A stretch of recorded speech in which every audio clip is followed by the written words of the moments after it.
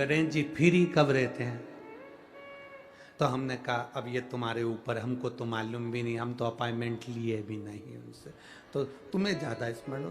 तो आप शंकर जी की कथा करते हो, आपको नहीं मालूम कि गणेश जी कब फ्री रहते हैं? हमने कहा गणेश जी फ्री रहने का केवल एक समय होता है, एक टाइम होता है, एक पल होता है, एक घड़ी होती है कि गणेश जी महाराज हमारे घर में आ गए। गणेश जी की सबसे पहली जो आरती हो, उस आरती के समय पर अगर धूप बत्ती जलाई जाए या गोबरी को जलाकर उसमें गूगल छोड़ी जाए और गूगल छोड़ने के बाद गणेश जी का नाम ध्रुम वर्ण कह दिया जाए, तो गणेश जी को तुम्हारे घर की पूजा स्वीकार करना पड़ती है। बस वो समय हम जानते, हम तो बस उतना जानते हैं कि शिव महापुराण में लिखा और मुद्गल पुराण में लिखा, गणेश पुराण में लिखा, गणेश जी का एक नाम होता है ध्रुम वर्ण। क्या नाम है?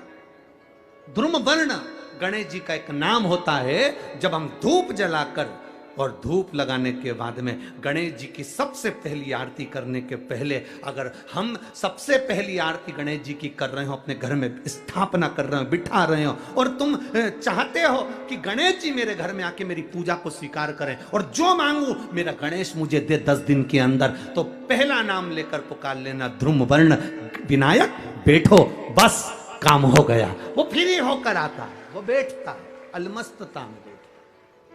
गणेश जी की प्रियता है दुर्वा। क्या प्रियता है? दुर्वा। कितनी दुर्वा गणेश जी को समर्पित करी जाती है? मात्र 5। कितनी?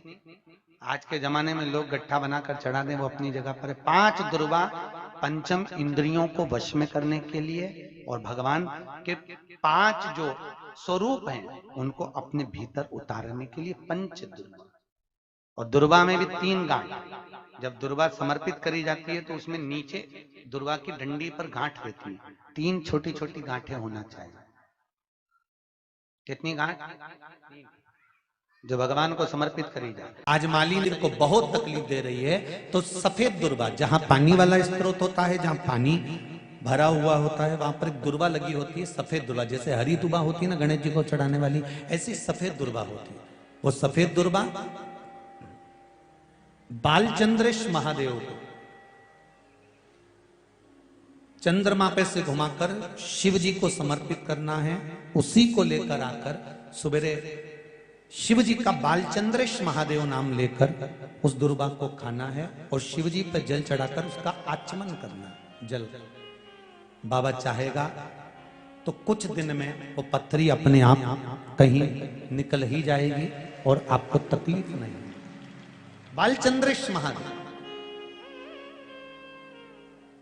अब शिव की आराधना जो करते हैं, शंकर का जो आराधना करते हैं, शिव स्मरण करते हैं, शंकर का नाम का जाप करते हैं, शिव भक्ति में जो डूबते हैं, उसका एक सुख आनंद करने वाला महाराज। माता पार्वती जी रो रही हैं। शिव जी ने कहा तू क्यों रोती है? तेरे रोने का कारण क्या है? क्यों रो रही है? किस लिए रो रही है? प्रभु, मेरा पुत्र आज मुझे गलत दृष्टि से देख रहा है, इसलिए मुझे रोना आ रहा है। शिव जी ने कहा चिंता मत कर, इसका अंतिम समय आ गया। जब व्यक्ति अगर माता को गलत दृष्टि से देखने लगे तो उसका अंतिम समय आने में देरी नहीं लगती। शिव जी ने उसी समय पर काल भैरव को प्रकट करा और भैरव को प्रकट कर कर उसी समय पर भगवान शंकर ने उस अंधकासुर के प्राणों को हर लिया। भगवान देवाधिदेव महादेव उस स्थान पर खड़े होकर स्वयं काल भैरव को वर प्रदान कर देते हैं। हे भैरव, तो जगत के कल्याण के लिए तेरा प्रागट्य हो, जगत कल्याण के। ये श्रंभेश्वर महादेव जो नाम है,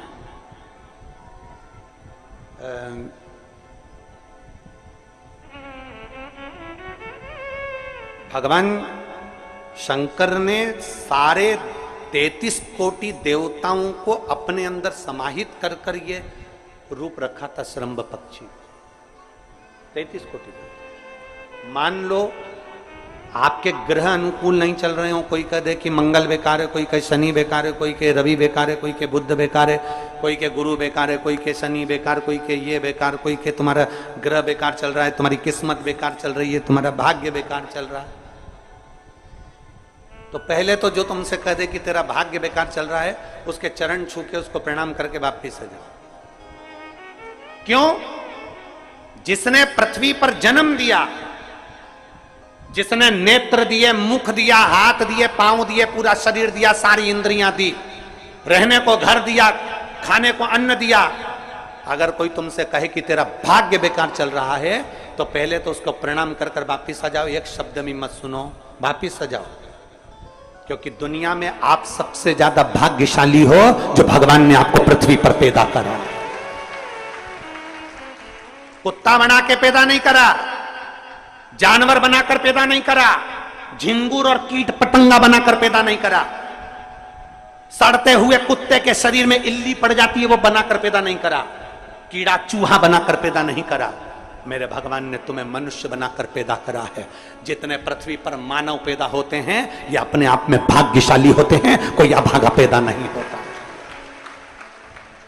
कोई तुमसे कह दे तेरा भाग्य बेकार चल रहा है, तेरी किस्मत बेकार चल रही है, उसके पांव पड़ो, वहां से निकल लो, अपनी पत्रिका लपेटो और वापिस सजाओ जन्म पत्रिका लेकर। भाग्य तुम्हारा बेकार नहीं है, तुम्हारी किस्मत बेकार नहीं है। भाग्य उसका बेकार है जो तुमको कह रहा है कि तुम भाग्यशाली नहीं हो, तुम किस्मत वाले नहीं। भाग्य उसका बेकार है जो पृथ्वी पर जन्म ले लेता है, शंकर जी के मंदिर में एक लोटा जल चढ़ाना चालू कर देता है, शंकर के मंदिर में झाड़ू पोछा करना प्रारंभ कर देता है, वो कभी भी अभागा नहीं होता, वो भाग्यशाली ही होता है। वो अभागा नहीं है, वो भाग्यशाली है।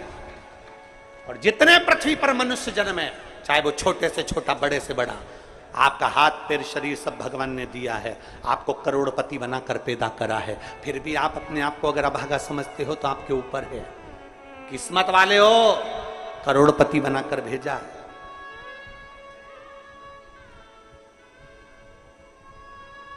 कुत्ता 1000, 10,000, 20,000, 25,000, 50,000 में बिकता है। तुम्हें तो भगवान ने 2-2 किडनी दिए, अभी बेचिए 20-20 लाख में, यूं बिक जाएगी।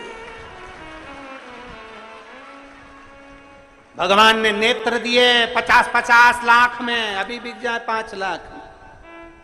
एक एक शरीर भगवान ने कीमत वाला बनाकर भेजा है। किसी डॉक्टर के पास बैठना और पूछना कि कौन से अंग की कितनी कीमत होती है, वो डॉक्टर बता देगा कि तुम्हारे शरीर की क्या कीमत है। और उसके बाद भी कहते हो कि हम अभागे। बताने वाला कह देता कि तुम भाग्यहीन हो, तुम भाग्यशाली नहीं हो, तुम किस्मत वाले नहीं हो। वहां से पत्रिका उठा उठ चल दो, कहते मेरे बाबा ने मुझे भाग्यशाली बनाकर भेजा है। और अपने हाथ में वो बल होता है कि आप स्वयं इतनी मेहनत कर कर आगे बढ़ सकते हो कि अपने आप किस्मत वाले बन सकते हो।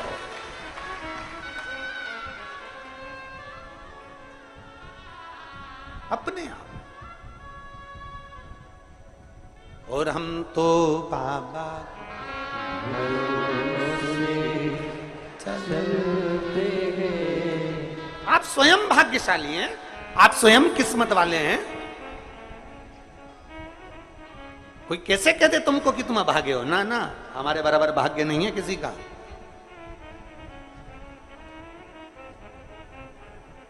तुम्हारी ग्रह खराब है, तुम्हारे ग्रह खराब है। संभेश्वर महादेव का नाम 7 कनेर के पुष्प, कितने? 7 कनेर मालूम है? ये रोड पर जो जाते हो डिवाइडर में पीला पीला फूल लंबा, जो कि पशु पक्षी कोई नहीं खाता, जहरीला फूल माना जाता है। कनेर के 7 फूल, एक बेलपत्र। जिस समय पर कनेर का फूल बेलपत्र के साथ चढ़ाया जाएगा तो 7 कनेर के पुष्प सीधी बेलपत्र पर आपको रखना। 2-3 प्रदोष कर कर देखना। अगर कोई आपसे कहे कि आपका भाग्य ठीक नहीं चल रहा, आपकी किस्मत ठीक नहीं चल रही, आपके ग्रह ठीक नहीं चल रहा है, आप भाग्यशाली नहीं हो, पहले तो वहां से उठ जाओ। उसके बाद में देवाधिदेव महादेव के पास 7 कनेर के पुष्प एक बेलपत्र में रखकर नंदीश्वर के पास में बैठकर श्री शिवाय नमस्तुभ्यम बोलकर अशोक सुंदरी वाली जगह पर स्पर्श कराकर भगवान शंकर पर 7 फूल के साथ बेलपत्री की डंडी अशोक सुंदरी की साइड हो, ऐसा स्मरण करते हुए शिव को समर्पित कर दे। वही बेलपत्री 5 बार नमः शिवाय या पंचाक्षर मंत्र, षडाक्षर मंत्र या श्री शिवाय नमस्तुभ्यम बोलकर वही बेलपत्री 3 प्रदोष, 4 प्रदोष, 5 प्रदोष, 2 प्रदोष, जितने प्रदोष आप चढ़ा रहे हैं प्रदोष काल में, वो बेलपत्री लाकर अपने कक्ष में अपने पूजन वाले स्थान पर रखते जाओ। एक बेलपत्री एक प्रदोष पर लाओगे, अगला प्रदोष आएगा, कितना अंतर पड़ता है आपके भाग्य बदलने में, आपको खुद मालूम पड़ जाएगा कि आपकी किस्मत कैसे बदल गई। मेहनत आपको करना है, परिश्रम आपको करना है, लगन आपको लगाना है, और बेलपत्री और कनेर का पुष्प शिव को चढ़ा। तो जो चतुर्थी का पूजन करने वाली होती है, जो चतुर्थी का नियम व्रत धारण करने वाली होती हैं, बड़ी बड़ी चतुर्थियां करती हैं या उसका नियम धारण करती हैं, तो चतुर्थी का जो पूजन करती है वो किस चीज के लिए होता है? केवल संतान, पुत्र, परिवार, हमारा कुटुंब, हम जिस कुल में हैं, हमारा कुल वैभव की ओर बढ़े, संपदा की ओर बढ़े और उसकी आयु बढ़े, उसकी आयु बढ़े, वैभव बढ़े।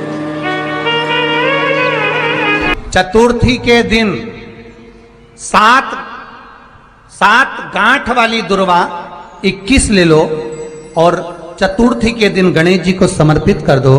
पंचमी तिथि को उस दुर्वा को उठाकर दूध में डाल दो और उस दुर्वा को दूध में डालकर उस दूध में उस दुर्वा को मल लो, और जिसके सफेद चमड़ी पड़ गई हो, चर्म रोग हो गया हो, उस दूध को उस दुर्वा के साथ, दूध नहीं भी हो तो पंचमी के दिन दुर्वा का लेपन शरीर पर कर लें। आधे घंटे तक करने पर पंचमी को प्रदोष काल में स्नान कर लें। महाराज आपको चर्म रोग में आराम लग जाएगा, सफेद चमड़ी अपने असली रंग में आना प्रारंभ हो जाएगी। आज भी नियम है, जिसके घर में ज्यादा चूहे होते हैं ना, 5 लड्डू चतुर्थी के दिन सोबरी ऋषि के नाम लेकर घर में रख दो, जिंदगी में कभी चूहा नुकसान नहीं करेगा घर में।